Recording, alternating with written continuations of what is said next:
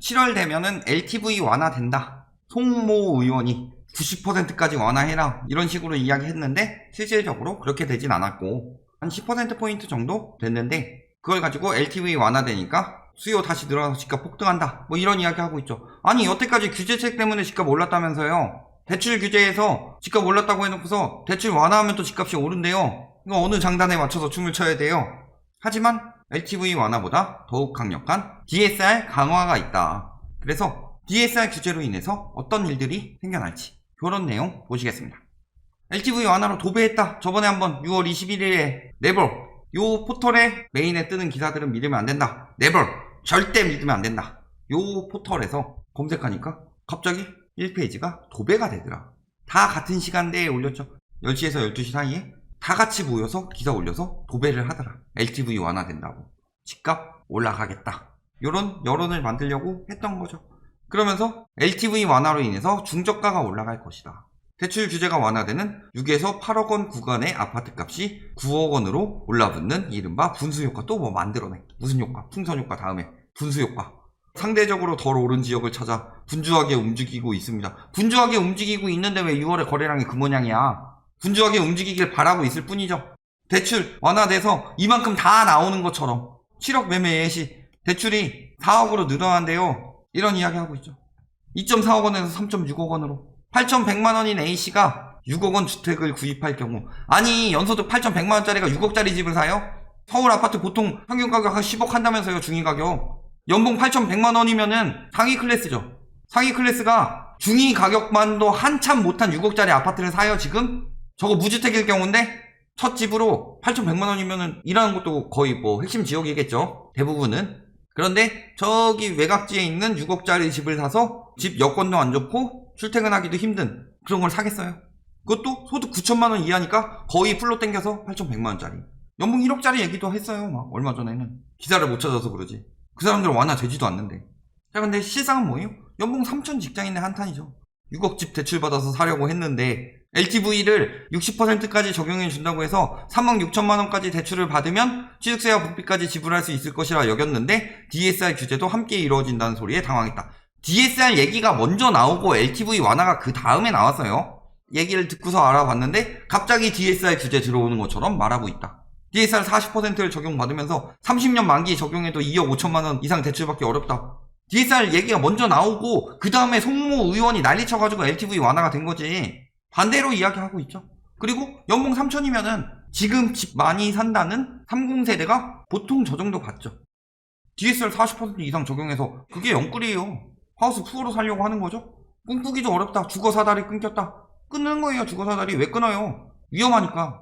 과거 서브프라임 모기지 사태가 우리나라에 벌어지게 딱 생겼는데 어느 정도? 이 정도여야 늘어나는 거예요. 아까 얘기했듯이 3억 6천만 원까지 왜 8,100만 원을 기준으로 했냐? 8,100만 원 DSR 40% 적용하면 3억 6천 정도 되니까 7억 집 사면 어떻게 돼요?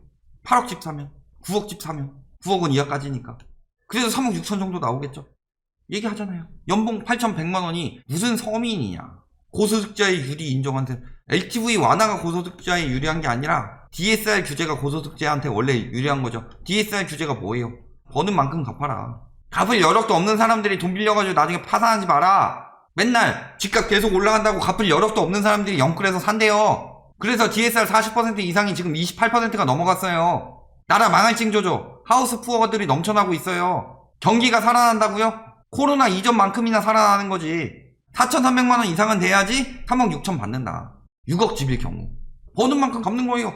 여력도 안 되는 사람들이 막 무리하게 사놓고서 비싸게 팔려고 하고 있는 거죠. 영끌 내 집 마련? 말 같지도 않은 소리 하지 마세요.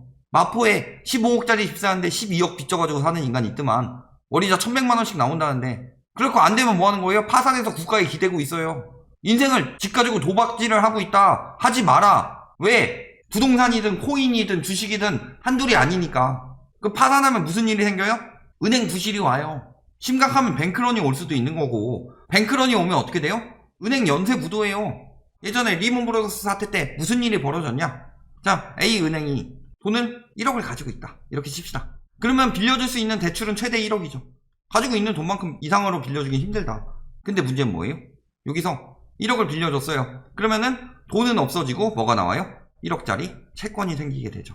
이 1억 채권을 내가 1억 주고 사주고 너한테 1억을 빌려주겠다. 이런 투자자들이 생기는 금융상품을 만들었다. 그럼 이 은행에서 또 1억이 생기죠.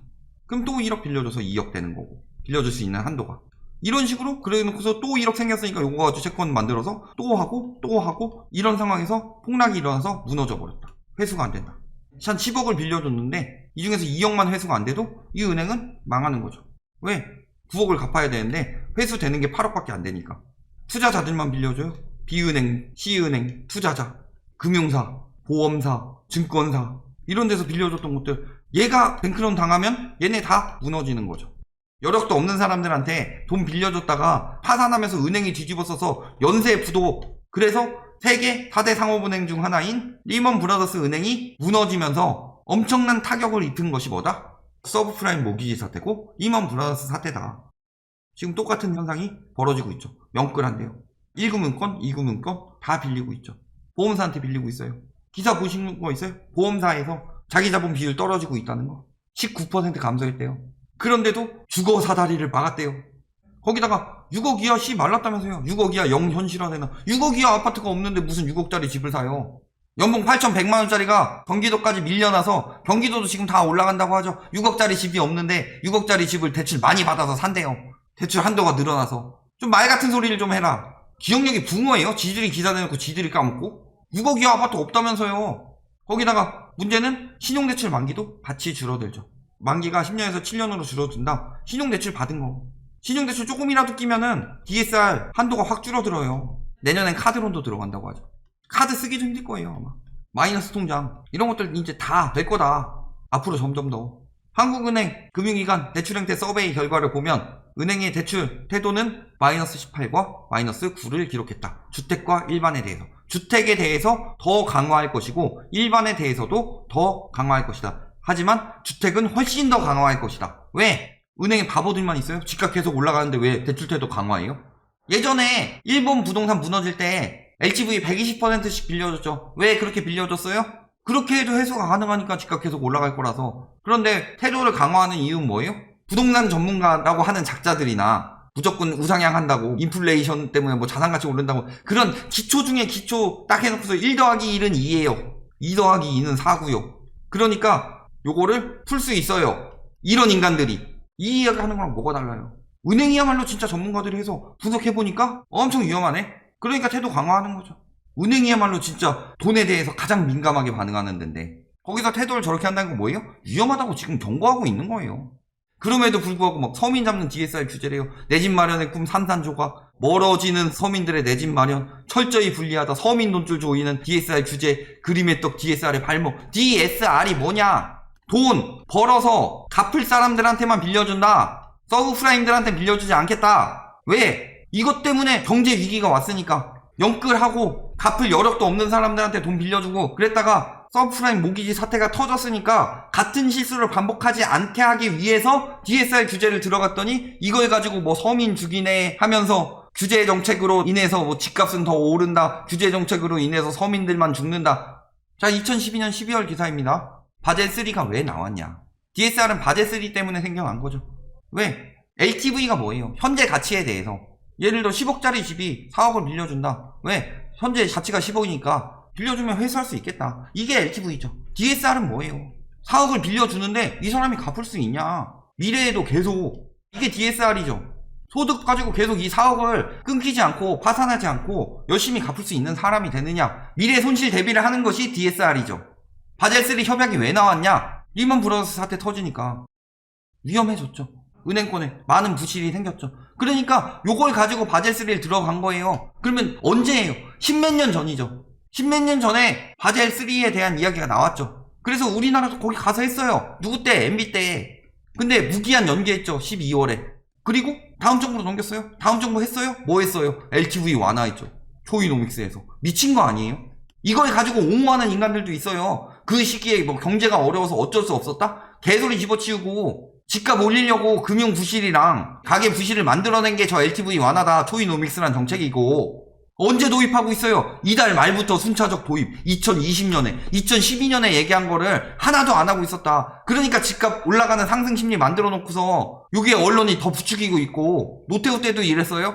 그때도 규제 있었는데 그때 언론이 도와주니까 막았죠. 공급 때문에 막았대요. 공급만 했어요? 규제 엄청나게 때렸어요. 바젤3 왜 도입해야 돼요? 더 이상 늦출 수 없어요. 사상 최고치니까. 가계부채가 이만큼이에요 지금. 리먼 터졌는데도 조금 줄었다 다시 쭉 올라가죠.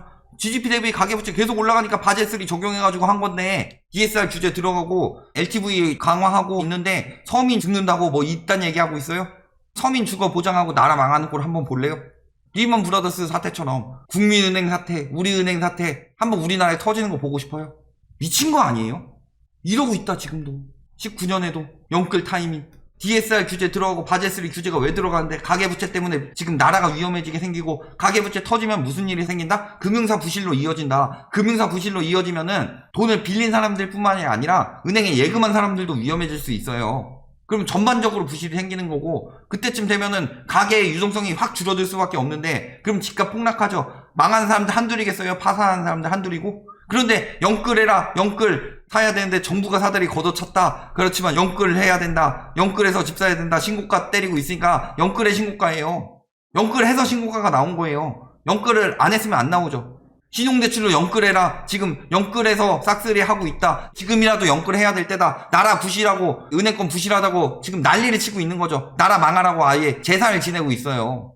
왜 규제가 강화되는데 저 직거래 했기 때문에 연착륙이 이제 앞으로 안 될 거예요. 25개의 부동산 대책이 왜 나왔냐? 어떻게든 경제 안 망하게 하고 연착륙 시키려고 했는데 이 지은 일들을 하고 있다.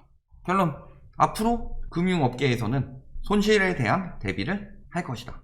여기서 대표적인 두 개 뭐예요? 금리 올리는 거랑 우대금리 없애고 시중금리 올리고 있죠. 기준금리는 조만간 올라갈 거고 또 하나는 대출 축소예요. 근데 어떤 정신 나간 인간이 LTV 완화를 외쳤죠. 그렇지만 은행권에서는 DSR 규제로 더욱 빡세게 들어갈 것이다. DSR 규제 전에 사자? 근데 왜 6월 거래량 이 모양이에요? 6월 다 끝나가는데? 아직 신고 다 안 됐다고 해도 너무나도 적죠. 그리고 이 DSR 규제 전에 영끌해서 산 사람들. 규제 전이니까 당연히 영끌해야 되죠. 40% 이상 넘어가는 사람들이 규제 전에 사야 되겠죠. 이 사람들이 금융 그리고 경제 부실의 원흉이 될 것이고 그로 인해서 위기가 닥치면서 폭락이 이루어질 것이다. 경제를 이렇게 봐야지 인플레이션이 뭐 1 더하기 1은 2이고 2 더하기 2는 4 같은 그딴 단순한 논리 이해하기는 쉽겠죠. 추세 하나도 안 보고 무조건 된다. 그딴 말에 넘어가지 마라. 그들은 책임져 주지 않는다. 당하는 사람은 당신이 될 것이고. 여기까지 말씀드리겠습니다.